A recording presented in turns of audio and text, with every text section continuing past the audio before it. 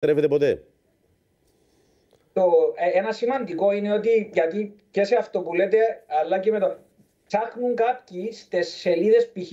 από τις εταιρείες στην τρίτη χώρα που έγινε η εισαγωγή στην Κύπρο και λένε εκεί δεν βρίσκω το όχημά μου. Όμως στην τελευταία λίστα που είχε φέρει, που έκανε το Τμήμα Οδικών Μεταφορών, που πήρε πληροφορίες από τις κατασκευαστικές εταιρείες τους διανομής και που πήρε και πληροφορίες και μέσω από έρευνα του ΚΙΟΣ, Ναι. εκείνοι θεωρούμε ότι είναι πιο αξιόπιστη από ότι αυτή του αντιπροσώπου στην τρίτη χώρα, για ένα σημαντικό λόγο.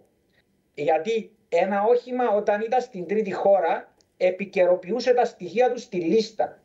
Σε αρκετές περιπτώσεις όταν γίνεται εξαγωγή του οχήματος, δηλαδή φεύγει από τη χώρα του για να έρθει σε άλλη χώρα όπως την Κύπρο, σταματά να ενημερώνεται. Άρα αν μια ανάκληση προέκυψε μετά από αυτή την ημερομηνία, δεν θα τη βρει στο σύστημα. Δηλαδή είναι σημαντικό να πάνε στη λίστα αυτή του ΤΟΜ και όχι να ψάχνουν στις τρίτες χώρες, γιατί μπορεί να μην έχει γίνει επικαιροποίηση, λέτε. Ναι, είναι σημαντικό αυτό το στοιχείο. Είναι σημαντικό. Γιατί κάποιοι λένε εγώ δεν το βρίσκω το όχημά μου στη λίστα και είναι στη λίστα εδώ του ΤΟΜ. Μπορεί μετά που έφυγε και ήρθε στην Κύπρο να μην έγινε επικαιροποίηση και να ξέρουμε τα πραγματικά δεδομένα. Μάλιστα.